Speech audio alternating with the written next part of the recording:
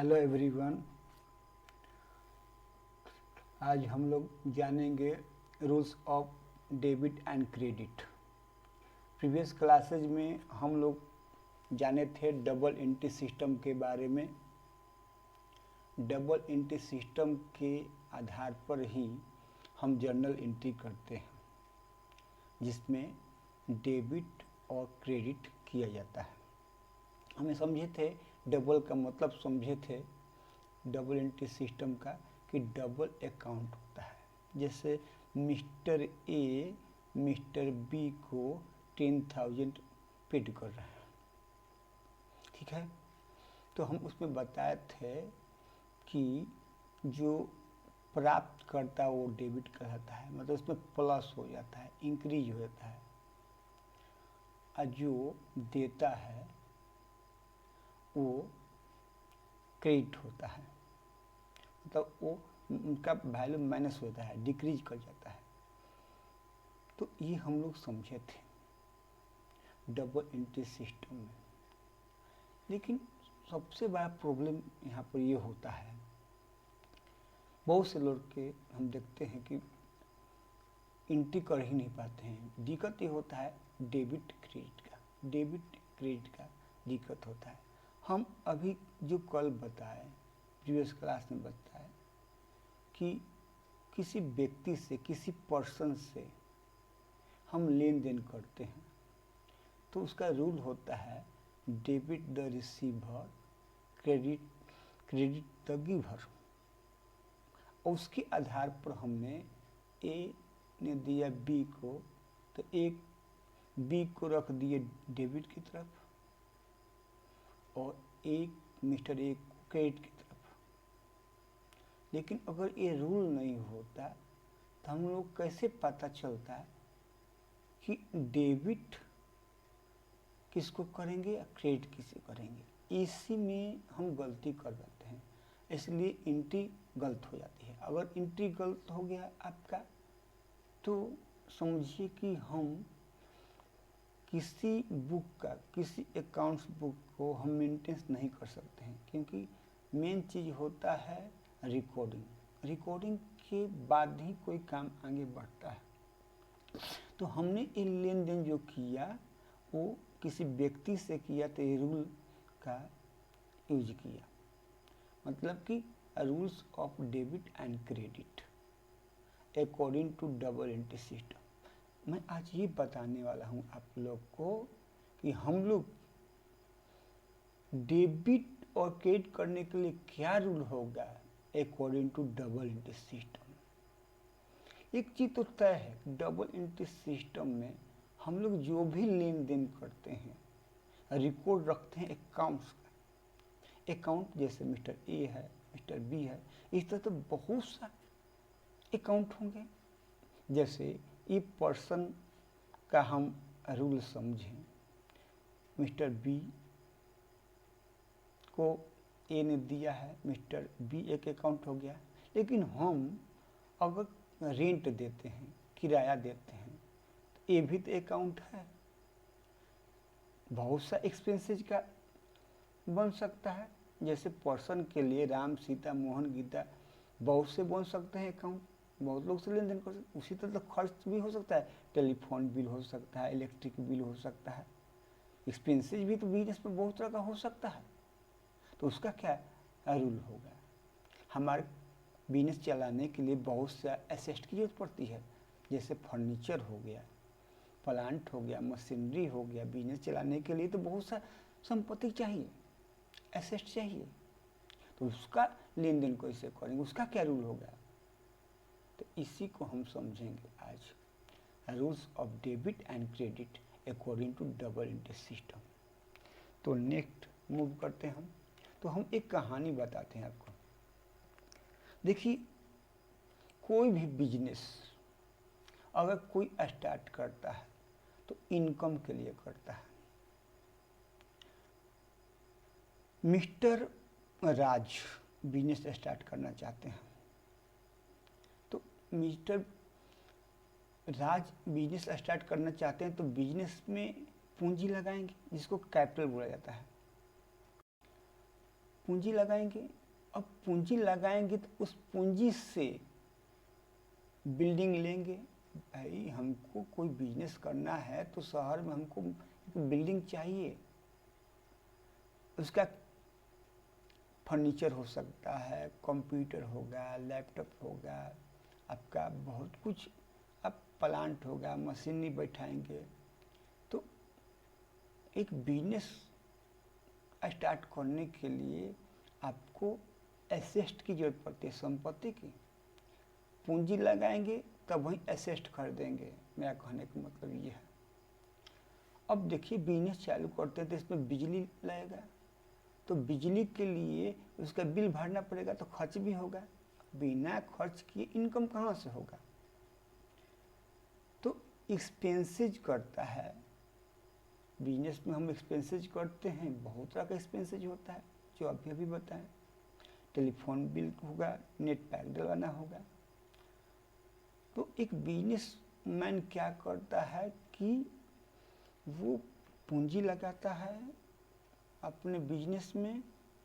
उस पूंजी से एसेट खरीदा जाता है बिजनेस चलाने के लिए।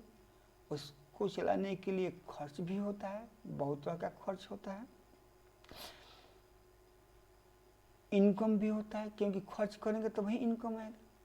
साथ में लायबिलिटीज भी होता है। अब लायबिलिटीज का मतलब क्या होता है कि मान लीजिए कि बिजनेस तो स्टार्ट हम कर दिए, अगर माल हमको मिल रहा है, हमारे पास पैसा नहीं है, माल घट गया, पैसा नहीं है, तो उस सिचुएशन में हम उधार दुकानदार से लेंगे तो वो उधार लायबिलिटीज कहलाएगा। हम बैंक से लोन लेंगे, वो लायबिलिटीज कहलाएगा। मतलब कि आपका 4-5 बात बिजनेस के लिए जानना चाहिए कि एक बिजनेस चलाने के लिए आपको बिजनेस में पूंजी लगाना पड़ेगा। तो जो मालिक बिजनेस पे पूंजी लगाता है उसको कैपिटल बोला जाता है। और जो बिजनेस को चलाने के लिए हम फर्नीचर, प्लांट, मशीनरी ये सब रखते हैं तो वो एसेट कहलाता है। बिजनेस को चलाने के लिए खर्च करते हैं, जैसे बिजली बिल दिए, हम टैक्स भरें, गवर्नमेंट का टैक्स भरें जो सेल कर रहे हैं, या टेलीफोन है, मोबाइल का बहुत तरह का खर्च है।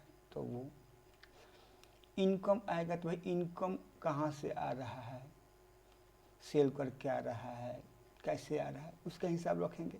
हम उधार बाकी लेंगे, उसका हिसाब रखेंगे। तो ये एक बिजनेस के लिए इतना काम करना पड़ता है।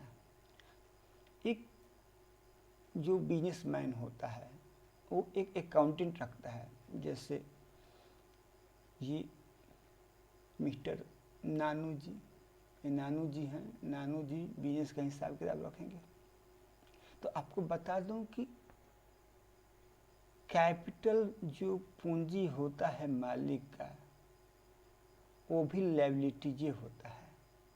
कैसे?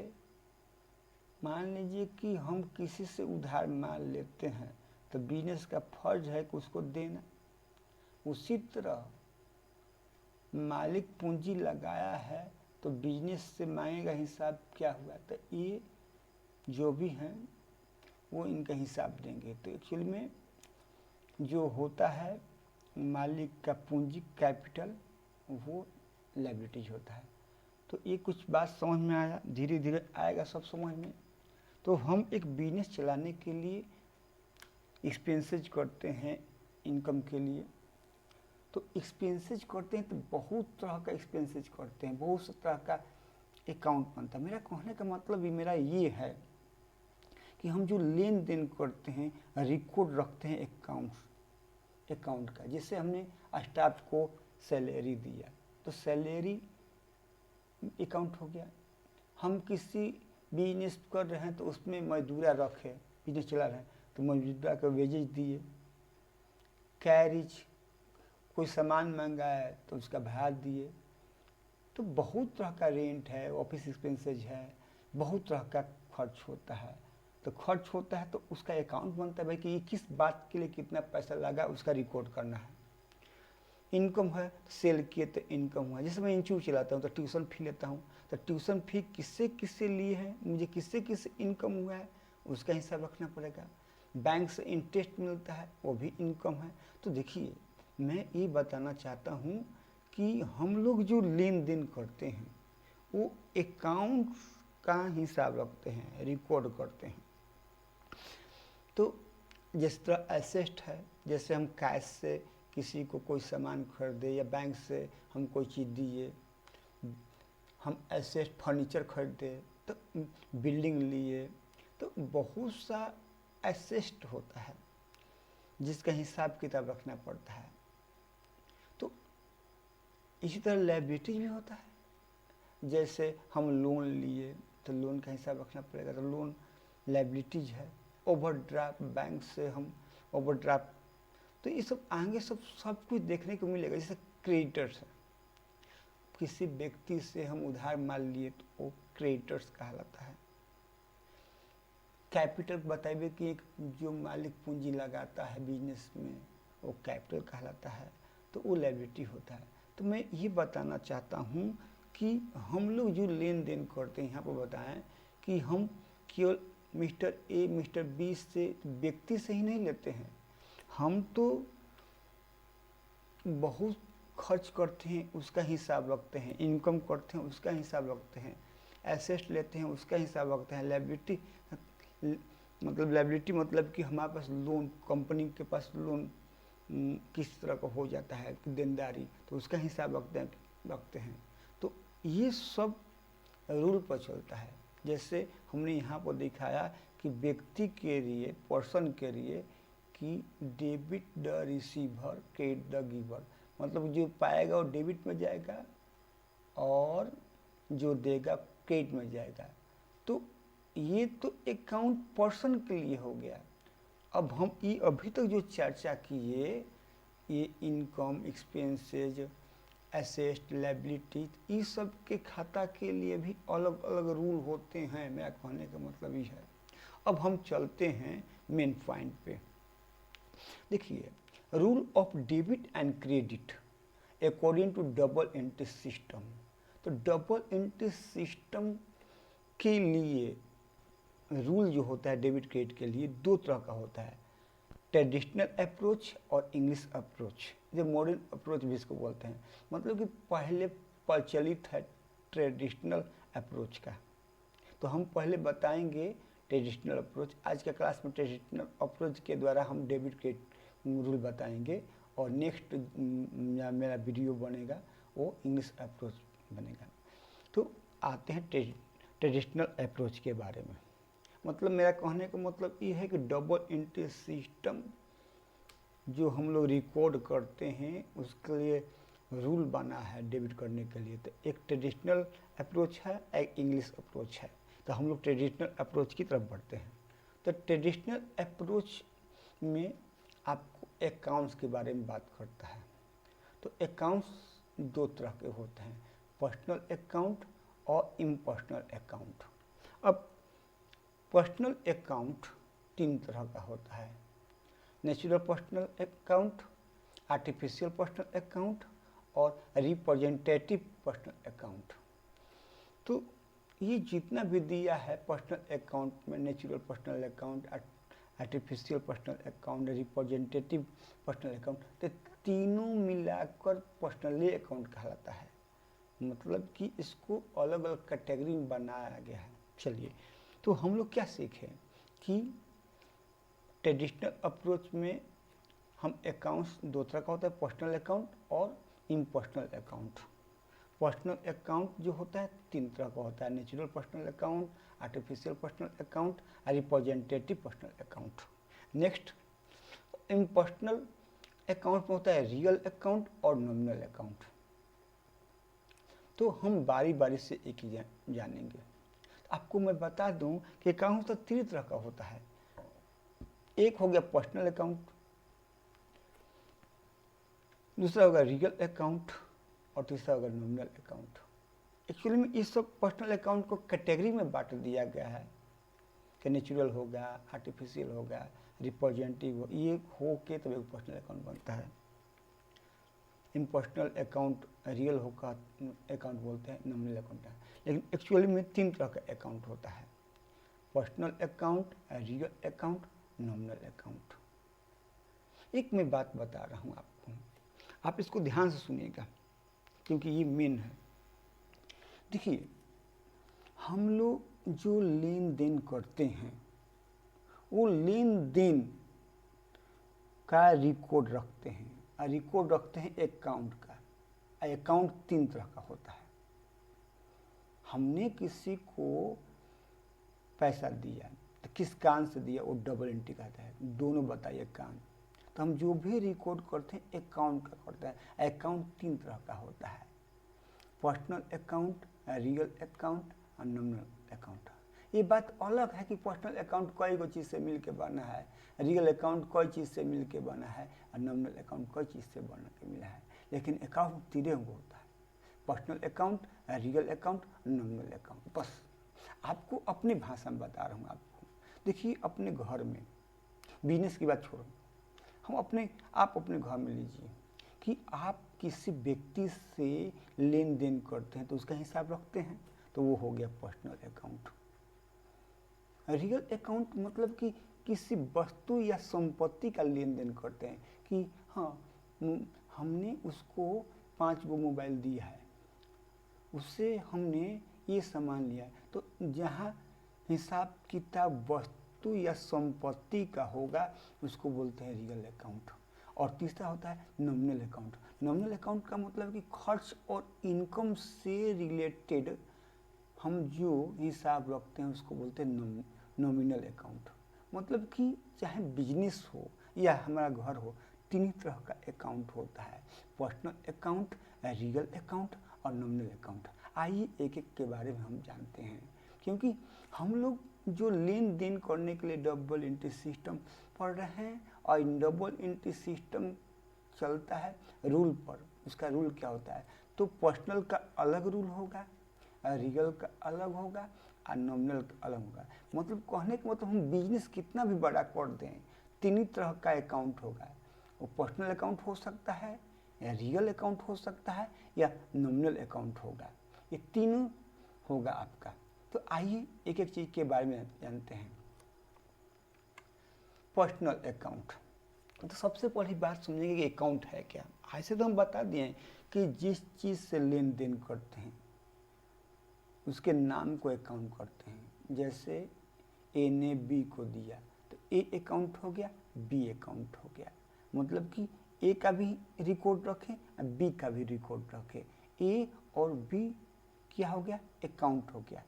तो पर्सनल अकाउंट के बारे में सीखने से पहले तो है अकाउंट के बारे में जानते हैं।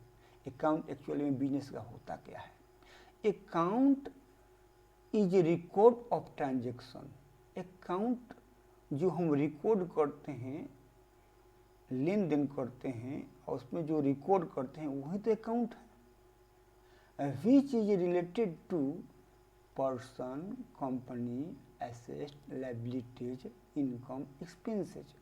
इसका मतलब हुआ कि हम जो लेन देन करते हैं उसका रिकॉर्ड रखते हैं, वो अकाउंट होता है। और वो अकाउंट रिलेट रखता है, वो अकाउंट संबंध कराता है। वो व्यक्ति हो सकता है, वो कंपनी हो सकता है, वो एसेट हो सकता है, वो लायबिलिटीज हो सकता है, वो इनकम हो सकता है, या एक्सपेंडिचर माने खर्च हो सकता है। यही तो अकाउंट है। माने अकाउंट जो आप रिकॉर्ड करेंगे वो व्यक्ति का अकाउंट होगा या कंपनी का अकाउंट है। एसेट क्या, जो कि हम डिस्कस किए, एसेट के बारे में, लायबिलिटीज के बारे में, इनकम के बारे में, एक्सपेंसेस के बारे में। एक्सपेंडिचर मतलब एक्सपेंसेस होता है। अब हम पर्सनल अकाउंट का बात करने में तो 3 तरह से अकाउंट होता है। हम बिजनेस जितना भी करेंगे पर्सनल अकाउंट होगा, रियल अकाउंट होगा, नॉमिनल अकाउंट होगा, बस। तो आइए personal account. Any account which is related to person and all type of companies and institutions they are called personal account। इसका मतलब ये हुआ कि पर्सनल अकाउंट उसे कहते हैं किसी पर्सन से, किसी व्यक्ति से, किसी कंपनी से, किसी संस्था से लेन देन करेंगे उसको तो बोलते हैं personal account. For example Ram account, tally गुरु, मैं भी किसी से लेन देन कर सकता हूँ। राम कोई व्यक्ति का नाम हो सकता है। एनईसी इंस्टीट्यूट संस्था है, जियो भाई जियो कंपनी है, बैंक भी संस्था है। तो ये आपका एग्जाम्पल होगा। हम लेन देन करेंगे बैंक से, जियो से, इंस्टीट्यूट से, व्यक्ति से, तो ये पर्सनल अकाउंट कहलाएगा। एक दूसरे रूप में पर्सनल अकाउंट के दूसरे तरह से भी कहा जाता है कि दिस अकाउंट मतलब personal account related to natural person, artificial person and representative person. इसका मतलब क्या हुआ है? तो ये जो पर्सनल अकाउंट 3 तरह का है, वही चीज़ की बात करें। आइए मैं बताता हूँ। नेचुरल पर्सन यानी कि जो गॉड ने बनाया है, उस तरह जैसे राम, मोहन, सीता, हम, आप, इंसान को नेचुरल पर्सन बोलते हैं। तो ये आदमी से लेन देन करेंगे तो उसका अकाउंट बनेगा तो पर्सनल अकाउंट कहलाएगा। आर्टिफिशियल, कृत्रिम, बनावटी, जो मनुष्य बनाया है, एबीसी कंपनी बनाया है, गूगल बनाया है, आपका बैंक हायर किया है, SBI bank, HDFC bank, bank of Baroda, तो ये सब संस्था है, तो वो भी पर्सनल अकाउंट कहलाएगा। आपका रिप्रेजेंटेटिव पर्सन अब क्या है? देखिए, रिप्रेजेंटेटिव पर्सन आउटस्टैंडिंग सैलरी, इसका मतलब क्या हुआ? देखिए,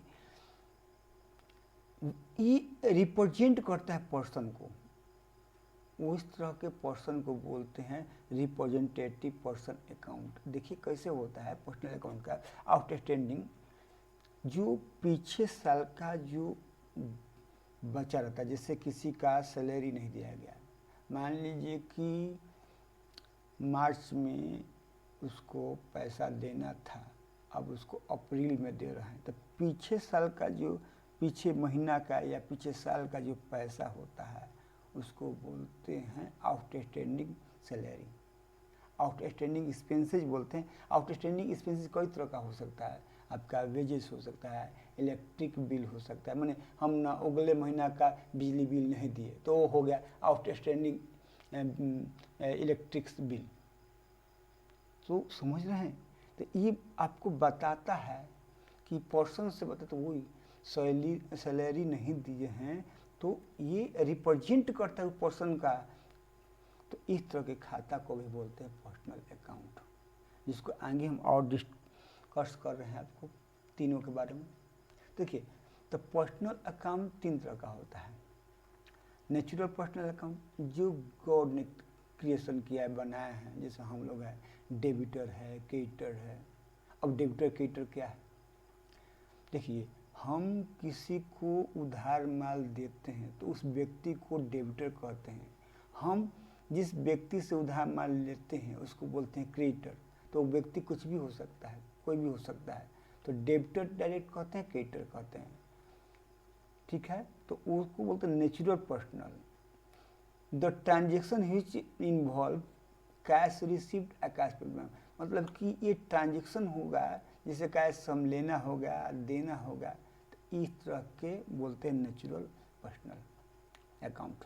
ऐसे आर्टिफिशियल, कंपनी हो गया, इंस्टीट्यूट हो गया, हम आप मैन मेड बने, अब मनुष्य बना है इसको, कंपनी को, इंस्टीट्यूशन को, जैसे LTD company, XYZ company, institute, Google account, Jio account, SBI bank, तो ये सब आर्टिफिशियल हो गया।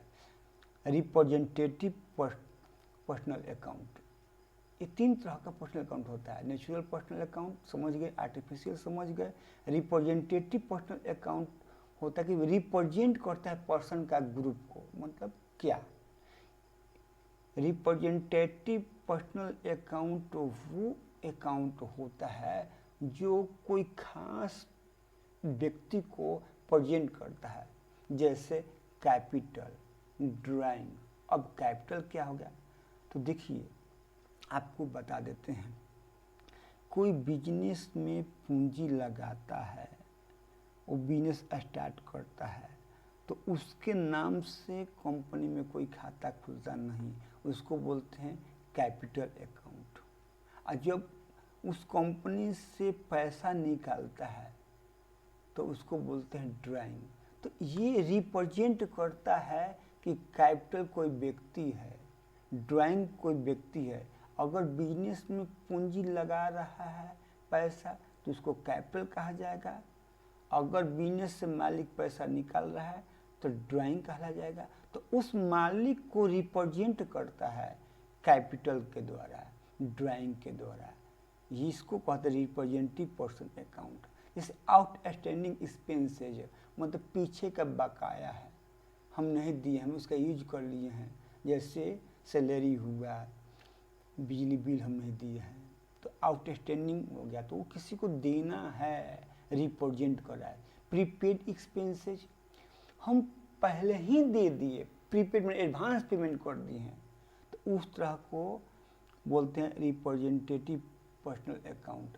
एक्रूड इनकम, हमको तो इनकम हो गया है, सेल कर दिए, अब पैसे नहीं मिला। एक्सपेंसेज पेबल, तो ये रिप्रेजेंटेटिव पर्सनल अकाउंट कहलाता है। और इसके बारे में आगे जब हम बैलेंस शीट बताएंगे, प्रॉफिट एंड लॉस अकाउंट, तो ज़्यादा डिटेल में बात होगी। लेकिन आप समझिए कि पर्सनल अकाउंट ये तीनों से मिलके बना है और ज़्यादातर यूज होता है आपका किसी व्यक्ति से लेन देन करते हैं, किसी कंपनी से लेन देन करते हैं, वही काफ़ी है। तो इसका अब रूल होता है।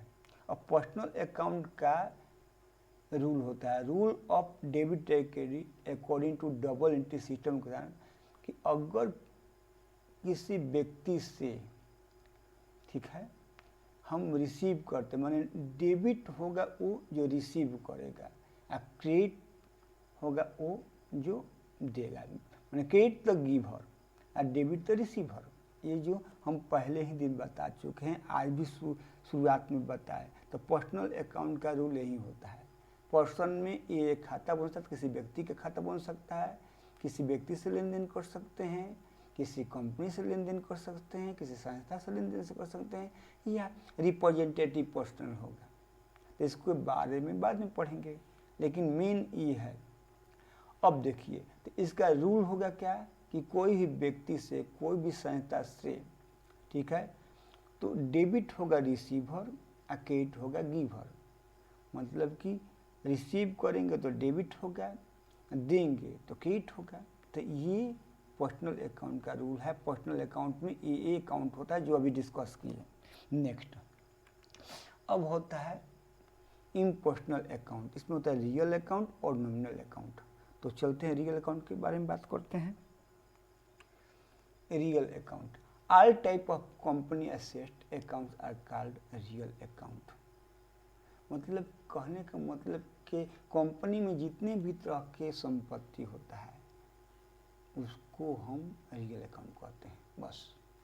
All type of company asset accounts are called real account. For example cash है तो वो रियल अकाउंट हो गया।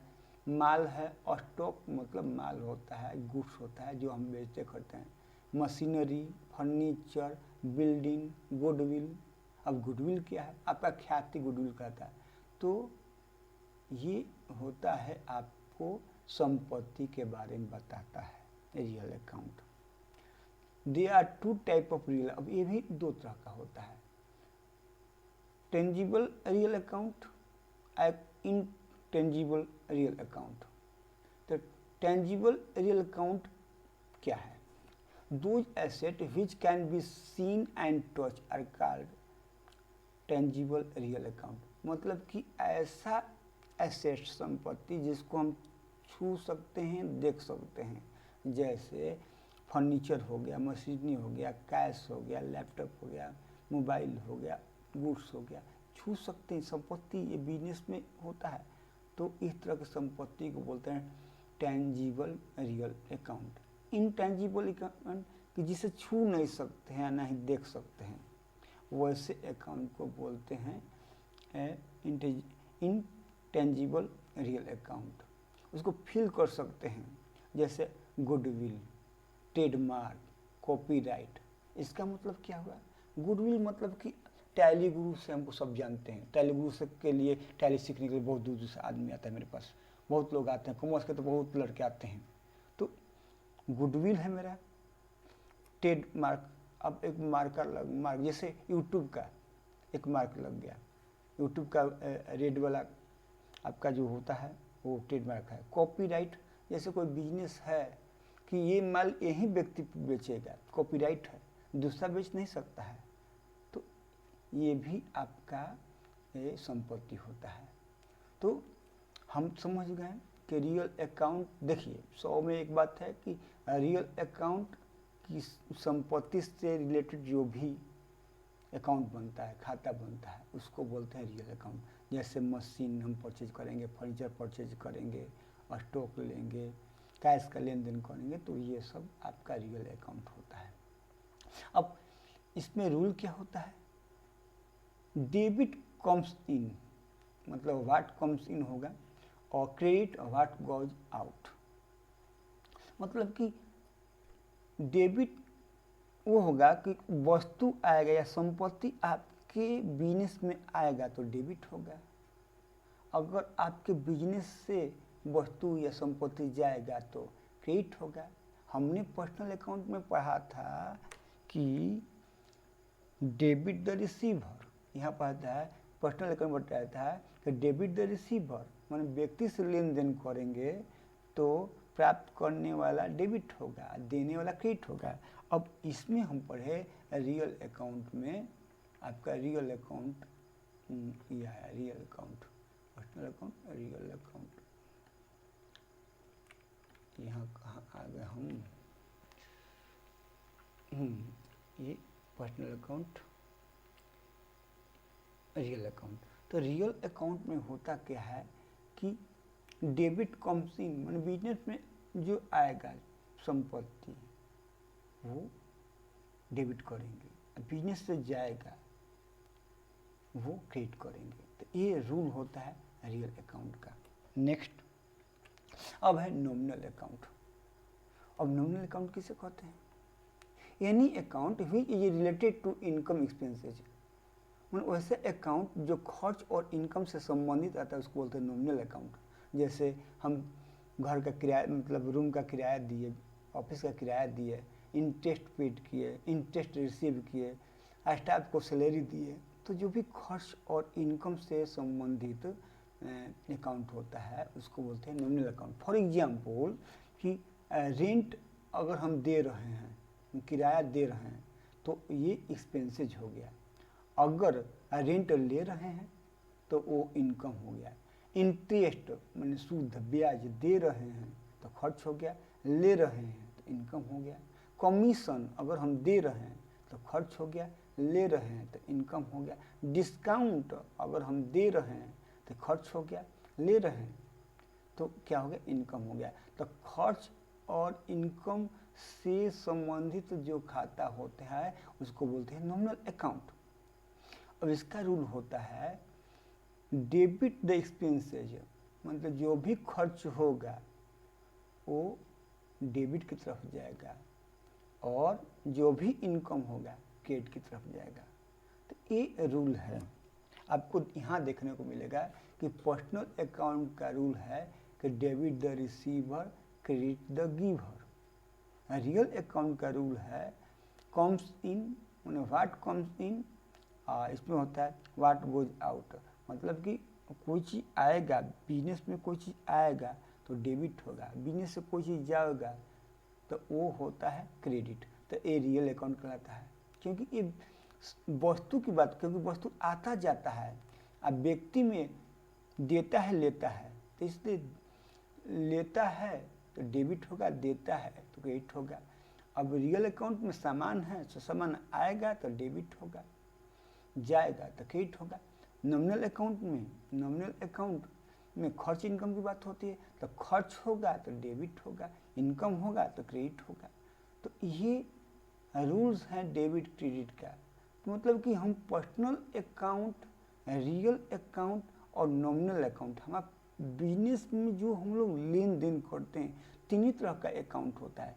वो पर्सनल अकाउंट हो सकता है, रियल अकाउंट हो सकता है, या नॉमिनल अकाउंट हो सकता है। तो इसी पर जितने भी लेन देन करेंगे अकाउंट बनेंगे। जब अकाउंट बनेंगे तो हमको ये देखना होता है, आइडेंटिफाई करना होता है कि पर्सनल अकाउंट है तो पर्सनल अकाउंट का रूल लगा देंगे। अगर वस्तु और संपत्ति से रिलेटेड होगा तो हम रियल अकाउंट का रूल लगा देंगे। अगर खर्च इनकम का होगा तो हम नॉमिनल अकाउंट का रूल लगा देंगे। तो इसी आधार पर हम समूचा लेन देन करते हैं डबल एंट्री सिस्टम में। आइए इसको दूसरे तरह से दिखाते हैं। आप ऐसे कर सकते हैं कि आप 3 तरह का अकाउंट होता है, personal account, real account, nominal. आप कोई भी बिजनेस करेंगे तो ये 3 तरह का अकाउंट रहेगा। वो पर्सनल होगा, रियल होगा, नॉमिनल होगा। रिसीव करेगा पर्सनल में तो डेबिट में जाएगा, अगर देगा तो क्रेडिट में जाएगा। रियल अकाउंट में वस्तु से रिलेटेड होता है, तो वस्तु आएगा तो डेबिट होगा, जाएगा तो क्रेडिट होगा। नॉमिनल अकाउंट में क्या होता है, द एक्सपेंसेज, अगर खर्च होगा तो डेबिट होगा, अगर इनकम होता है तो क्रेडिट होगा। तो पर्सनल अकाउंट क्या होता है कि debit the receiver, credit the giver. Real account होता है debit what comes in, credit what goes out. और नॉमिनल अकाउंट बताता है debit the expenses, credit the income. तो आपको समझ में आ गया होगा ये सब। तो इसका एग्जाम्पल हम नेक्स्ट वीडियो में बताएंगे। आई होप कि आपको ये समझ में आया होगा। और मेरा नेक्स्ट वीडियो आप इंग्लिश अप्रोच, मतलब आज ट्रेडिशनल अप्रोच के बारे में पढ़े। ये पुराना वाला अप्रोच था जिससे डबल एंट्री सिस्टम का रूल, डेबिट क्रेडिट का रूल हम लोग कुछ जाने, और नेक्स्ट इंग्लिश अप्रोच। तो बस इतना ही। Thanks for watching.